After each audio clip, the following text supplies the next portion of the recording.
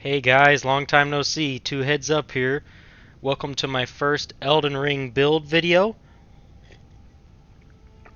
Today we're going to go over a glass cannon arcane build, rune level 125.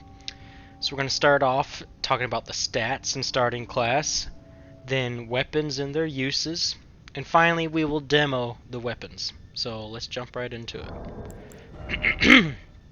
So, the optimal starting class for this build is Bandit. It's the only starting class that will actually work with this build. You will not have the levels with any other class. So we have 60 Vigor, right on the money, 80 Arcane, 13 Dex, and 13 Endurance. The 13 Dex allows you to wield Reduvia. And yeah, that's mainly the reason for the 13 Dex. The 13 Endurance is so you can wear this gear and weapons and still have light roll. This is a light roll build too, so it's very much a glass cannon build. That's pretty much it for the stats. The optimal Great Rune to use for this build is Rykard's Great Rune, because when you use Bloody Slash, you will get your health back. So now let's go over the weapons and their uses. So right now I have equipped Power Stance daggers. This could be used on a boss fight. So you have a mix of your Ash of War, Bloody Slash, and Reduvia. So you can do a mix of the Ash of War and get your attacks in. If you were to swap the Reduvia for the Serpent God's Curved Sword, then your build would look something like this.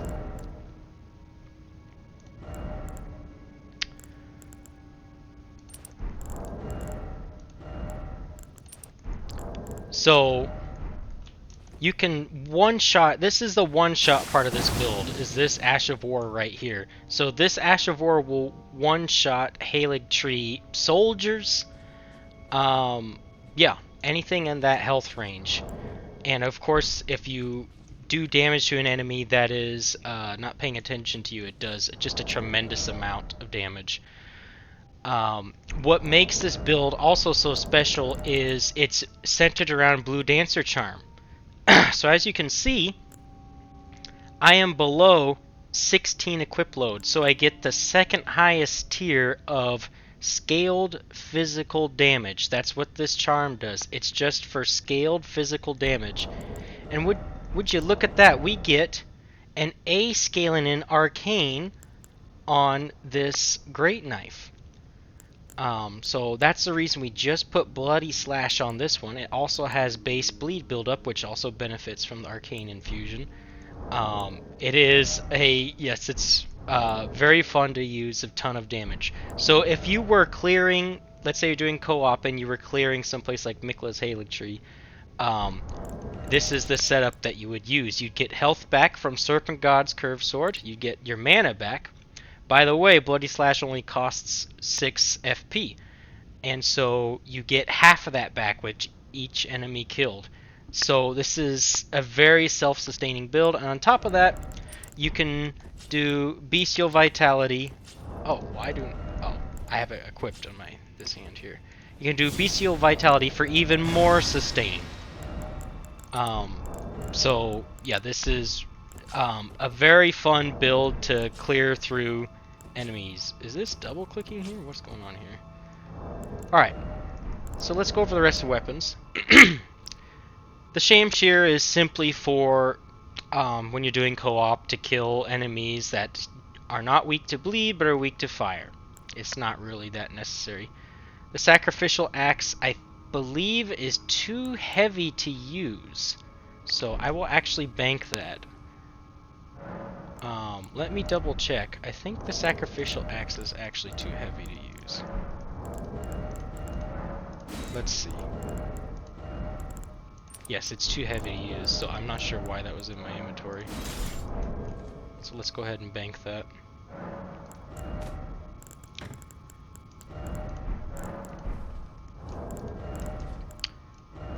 Now these other weapons here, right, will put you over the light load, but this is just simply for enemies that are weak to Oli. That's what I use the hammer for. So skeletons or the Faramazula Beastman skeletons. And then the Flame Mace, that's for Inquisitor Virgins. The Morning Star, you can actually stay light load with this. This is a good crush and PvP weapon. So for the Morning Star, I typically do this. So you still get to stay the light load. You still get the max benefit of the scaling. You only get B scaling. That's what you typically get with Arcane infusions, is B scaling. That's why the Great Knife is so special at A scaling. So if you were doing, if you had an invader, you'd do something like this, you know. So that's what the mace is for if you get invaded. And it's also, I've got Bloodhound Step on it, so the roll attack is a poke, so it synergizes pretty well with Bloodhound Step, as you can see. That's why I chose that for Bloodhound Step. Okay. The spears. This spear is actually really cool. It makes first phase Malekith very easy. So this is what the build would, this is what your gear would look like at Malekith. You need this, and this, and then a shield. So this is what the spear is for. Any bosses that where a shield is very useful. So you have to equip the prosthesis and the Star Scourge Heirloom to be able to use all of this. But it is so worth it. First phase Malekith goes down just like that because you have so much bleed. He gets poisoned instantly with Ash of War Poisonous Mist. Yeah, so that's what the spear is for. Alright, let's move on to the Serpent Hunter. Believe it or not, you can actually still equip all the gear you need to equip for Rykard. So,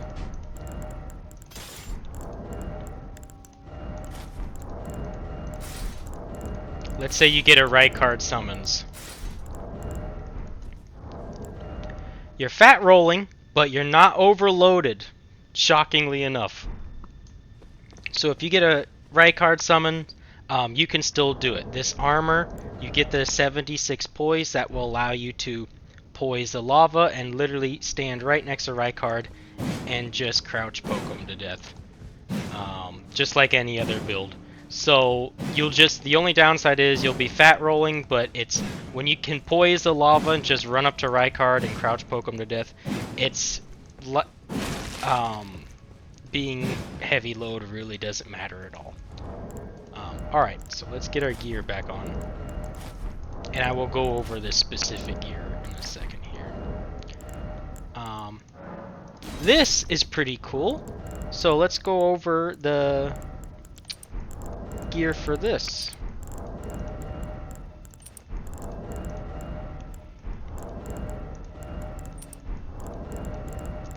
So this is your ranged weapon.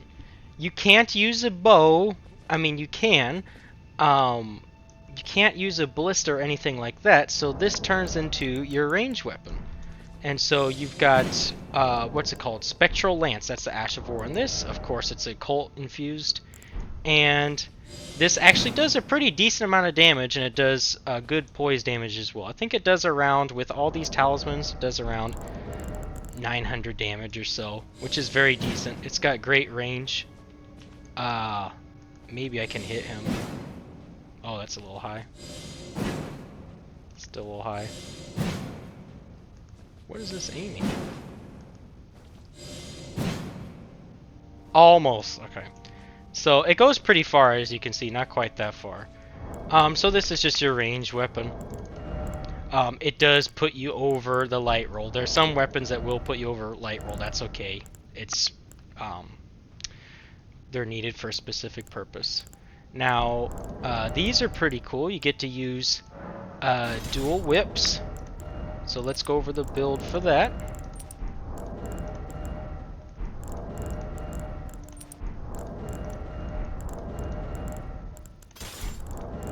So you do need to have your prosthesis equipped. So if you're not trading over items, you do need to kill Millicent.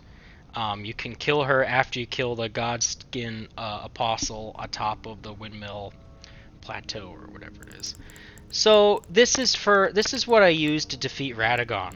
Raptor of the Mist Ash of War is the best Ash of War for Radagon because you can just jump all of his AoE Holy Ground attacks.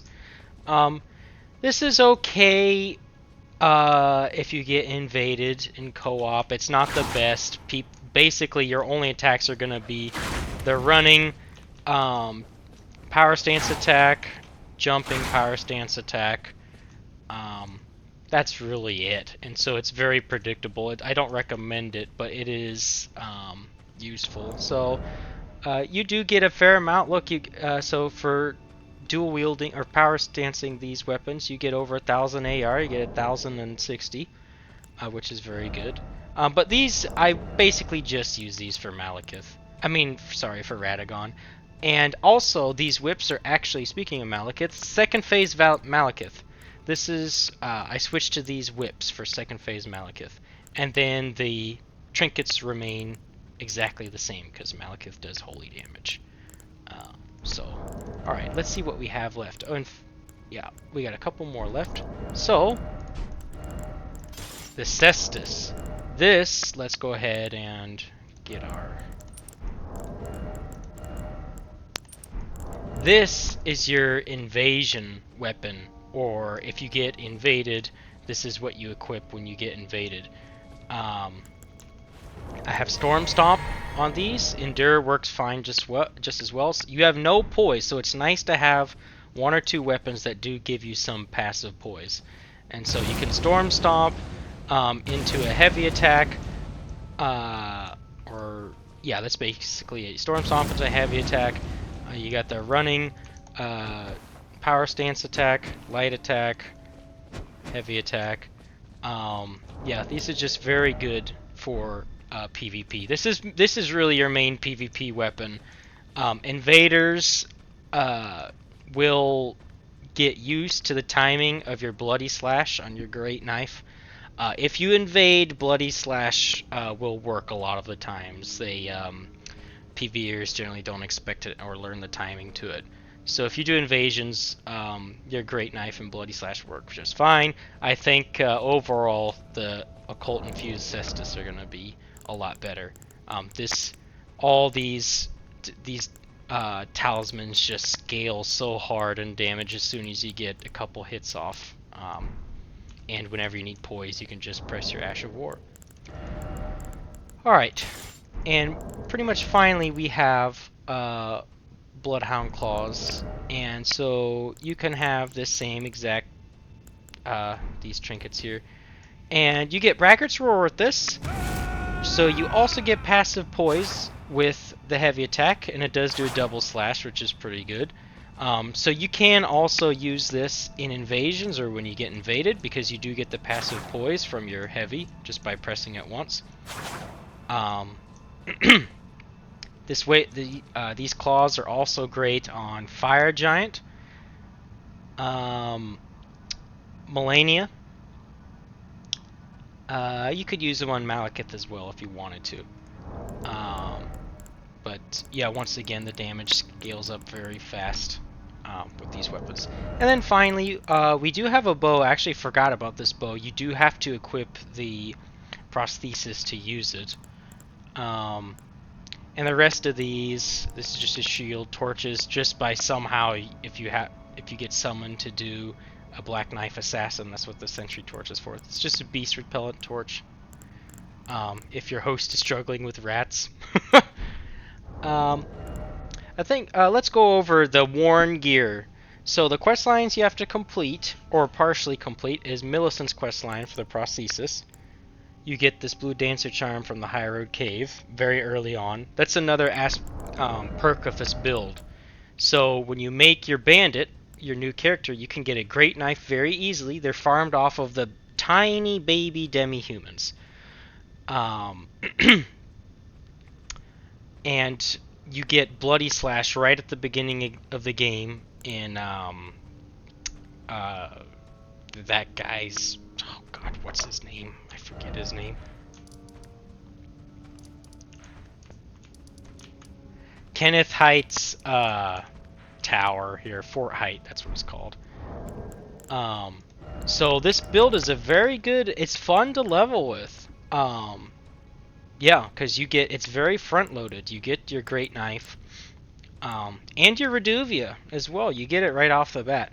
So if nothing else, and you can also get, even though you can't get, Two Fingers is relatively early. It's in Liurnia. If you want to skip some stuff and go to Liurnia and get it, you can get your Two Fingers heirloom and then turn in 3 Death Root to get Bestial Vitality. But even quicker, you get the Blessed Dew Talisman. And you get that from using the, what's it called? Tower of Return. Yeah, just use that, kill the golem, and you can get that. And so there you go. You've got your health right at the beginning of the game.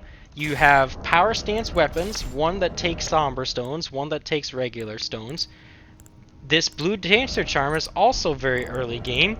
You get that from High Road Cave, like I said. That's in Limgrave, right here. And this is going to be your best in slot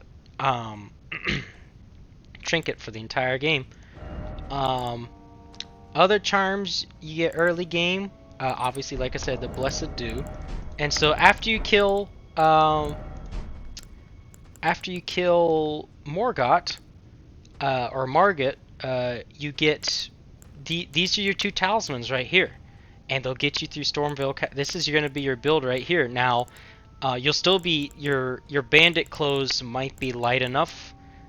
Just adjust your clothing so you're light load and you're under 16 equip load. So, yeah, this is basically what your gear is gonna look like starting off of the game. It's like I said, it's a very fun build to level. The downside is you have 0 poise, so you get staggered by rats, you get staggered by everything. So, like I was saying earlier before I got excited, the 2 quest lines you need to complete is you need to kill Millicent after you give her the prosthesis. So give her the prosthesis, and then kill her after you kill the Godskin Apostle at the top of Windmill Village. You get that for the Millicent's prosthesis, whatever it is, right?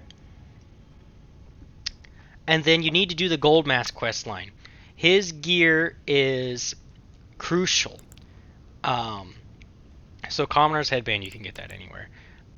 So the way to do that is doesn't matter what your starting class is, you can get the 37 intellect you need to do his quest line. So I will demo that actually I'll make a separate video for that. I'll make a separate video for how to get 37 intelligence for Gold Mask quest line on any starting class. I'll do a separate video for that because it'll take too long to explain here. Okay, that's about it. Let's start demoing these weapons.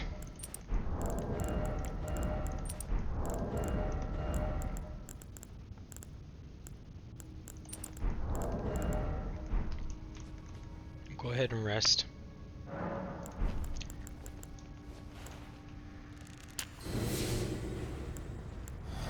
So I'll see if I can demonstrate just how much damage this Bloody Slash is gonna do. I don't know if I can sneak up on this guy. Yeah, 2,500 almost. And he bled there instantly because I actually hit him with the weapon as well, it looks like. So you could see how insane this is. Maybe I can sneak up on this guy. Oh, I can.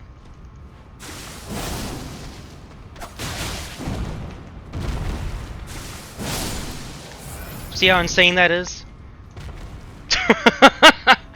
So, yeah, it's just absolutely incredible. Maybe I can sneak up on him? Yes, no, I can't. It still does a ton of damage.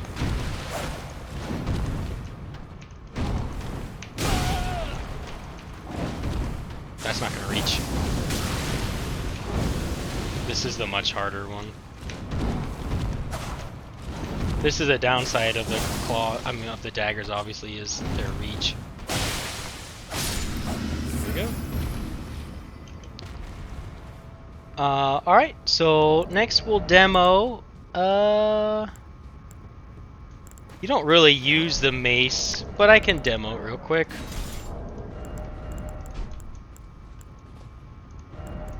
And we'll just use this.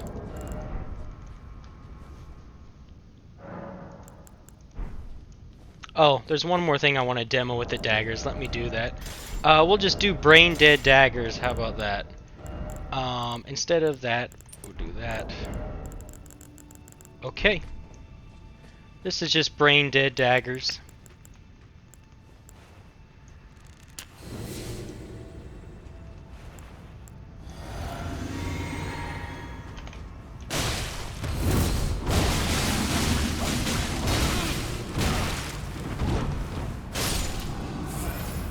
So, I forgot to mention earlier, I have another great knife that is just Endure. The Ash of War is Endure. So we'll go ahead, see if we can get a backstab.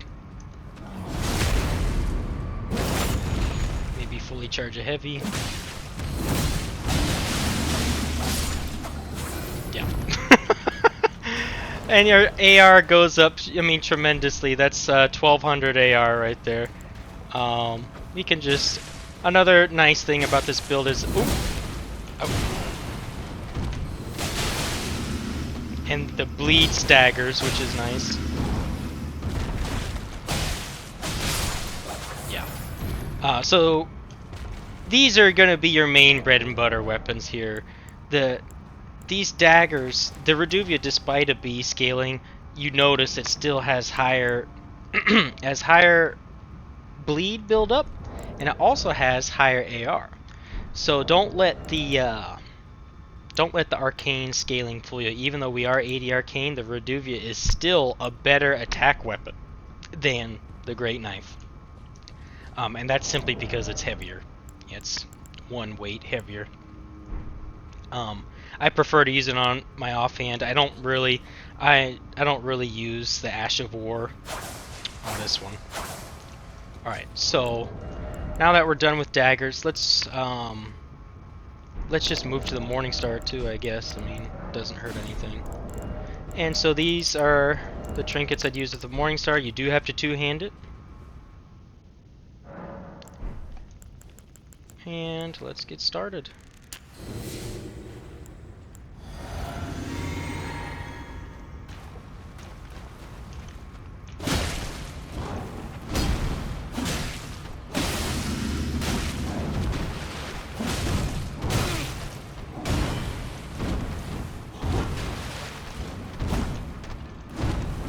See how the light roll comes in handy.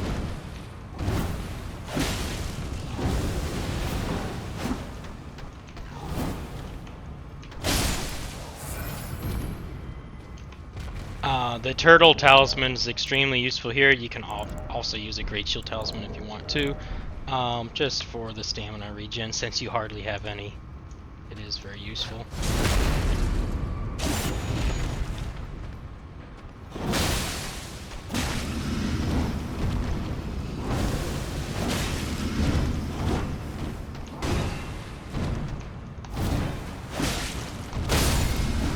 Just like that.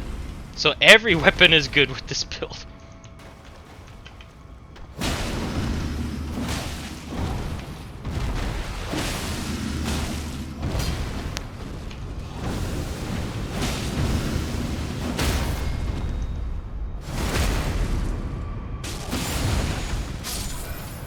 Okay. Next, we'll demo the spear. Why not? Let's do it. Gosh, let me remember this actually. So it's gonna be this, that, and then, what do we use?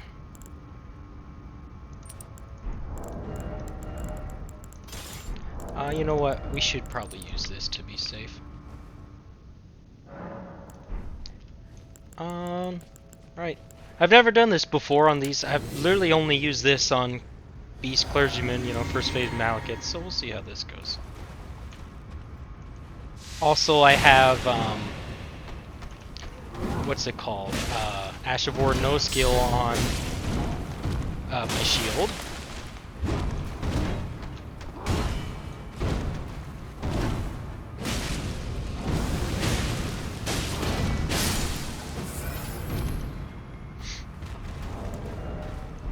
And if you wanted to use the poison charm, you can, but like I said, I don't have it in my inventory because I never do this.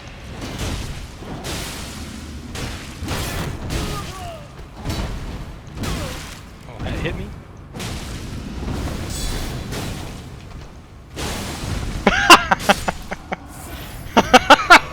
Wow. So, yeah.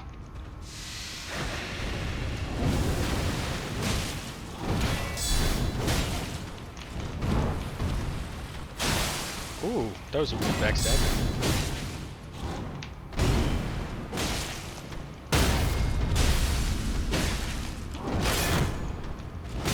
Damn, I was stunned for a long time.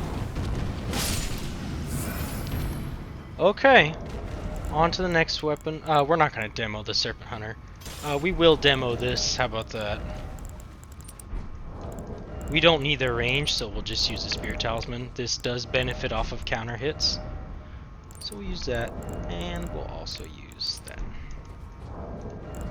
So, the Blue Dancer Charm still does increase damage, it's just at the third best tier instead of the second best tier.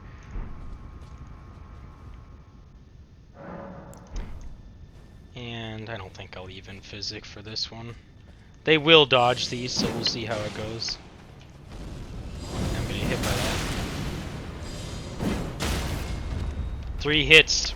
Poise breaks them. Ooh.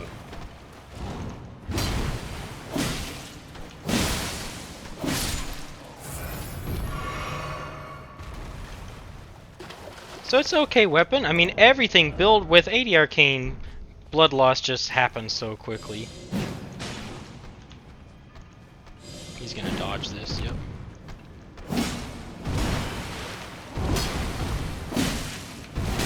Wow.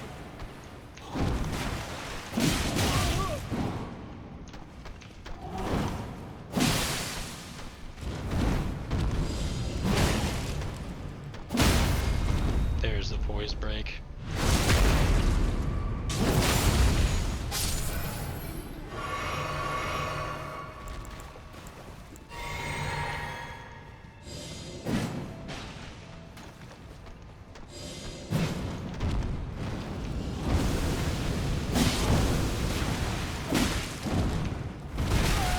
Oof, that's the first time in a long time I've gotten hit by that attack.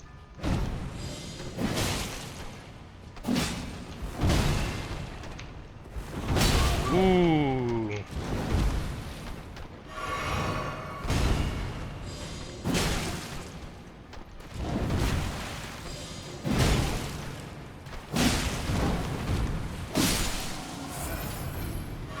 Okay. So this is, you know, you can fight with this weapon, but this is mainly for, you know, killing enemies at a distance. Let's see just how much damage it does to this guy. It instantly, yeah, it does a ton of poise damage. So, you can see how easy it is.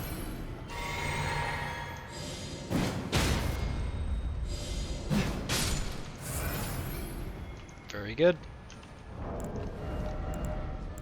We'll do the whips next.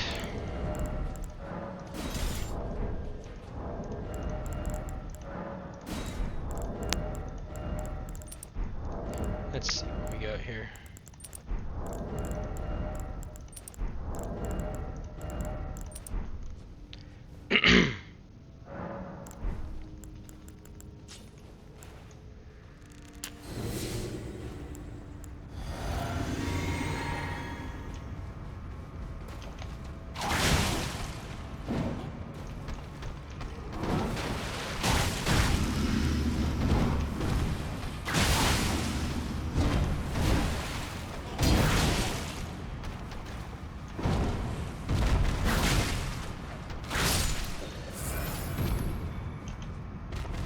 Don't be afraid, like I was doing there, to use the heavy attack. The power stance attacks use a lot of stam, which you don't have. And the heavy attack stagger too, which is nice. See, that's a... And the power stance attacks do 0 poise damage. That... I was in range of that.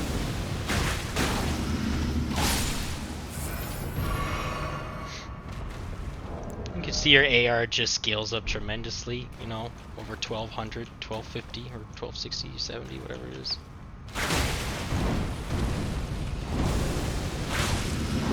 For the roll attack, sometimes it's better to just use the one-handed light attack. It's just so much quicker than a two-handed. Two-handed's a little too slow.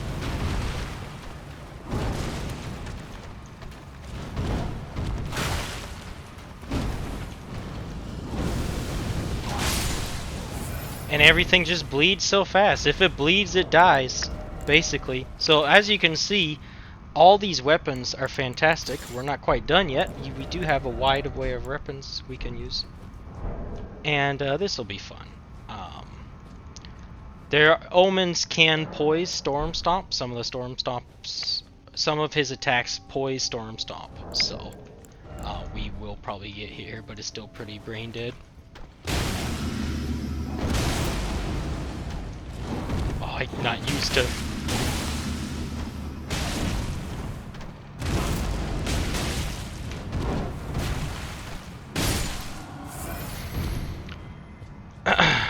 Let's see how much the air has gone up to. 679. And we'll go for the backstab on this one, why not?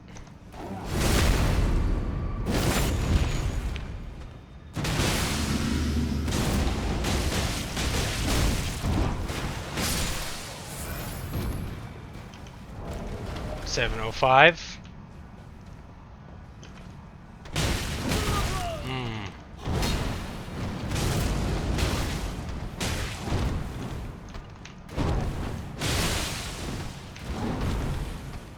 See, that's an attack he's gonna poise right there.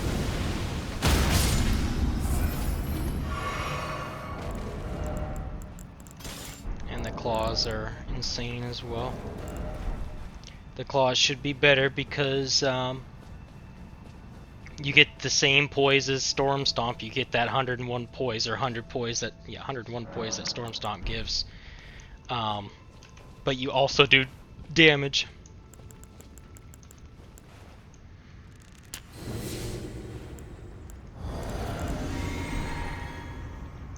So we can charge. Oop, I forgot to roar. We can charge, fully charge a heavy attack here if we want. Let's see how it goes. Now he's gonna poise it, but we're gonna poise it too.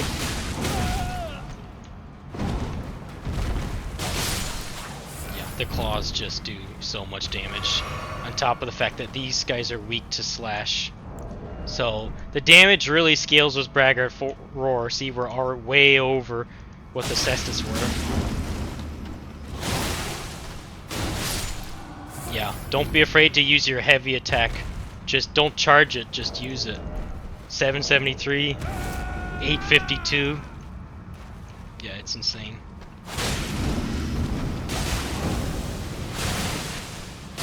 Yeah. These are incredibly strong. So yeah, like I said, rarely are you gonna fully charge this attack, because pressing your heavy attack once comes out at a medium pace, but it does a double hit every time. Both attacks do a double hit. So you get the poise, despite the fact we have 10 poise. You get 101 poise, or whatever it is. No, you get more than that, actually. Yeah, you can trade with colossal weapons with Braggarts War. So this one heavy attack right here, you can trade with another player that has a colossal weapon. So it's the best Ash of War for these claws. People don't expect it's unbelievable. And I won't demo anything else. So yeah, that wraps it up. That just about. Actually, you know what? Let's do some one-shotting and let's demonstrate exactly how how we would co-op with someone. I won't actually do a co-op just because it's random. I don't know what I'm gonna get. So we'll just demonstrate what this would look like. So this is the gear I'd wear. Let's say you got summoned. And we'll go ahead, we'll put our blue dancer charm at the end here because we always have it equipped.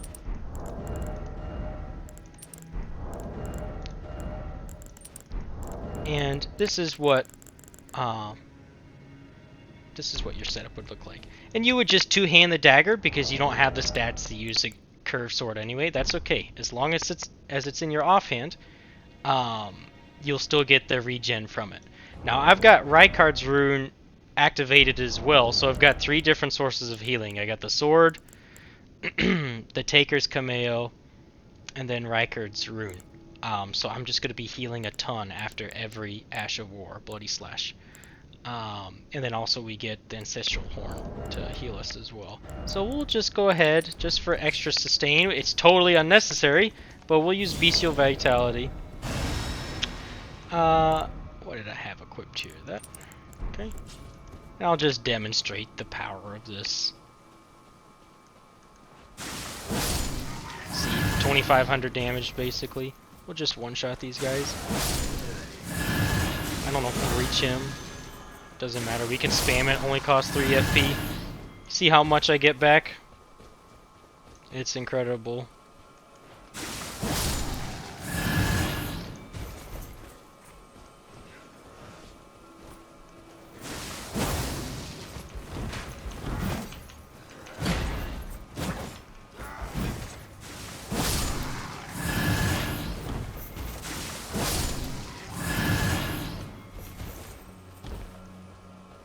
Yeah, and just one-shots everything. Even when the enemy's aware of me, one shot still does 2k damage, which is just nuts for something that costs 6 FP. It's just unbelievable. Go ahead and one-shot these guys. Have you ever seen anything like that? At level 125, you can do this.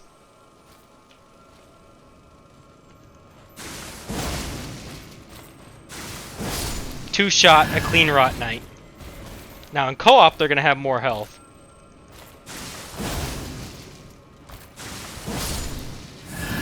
Yeah, it's just unbelievable. We'll kill this guy so he doesn't explode on me. Thank you guys so much for watching. This was longer than I expected, but this was also funner than I expected. This is a build that I haven't used in a long time. So yeah, I'm extremely pleased with it. Hope you guys enjoyed my first Elden Ring build video. Please feel free to leave your comments. And I will see you guys in the next one. Take care.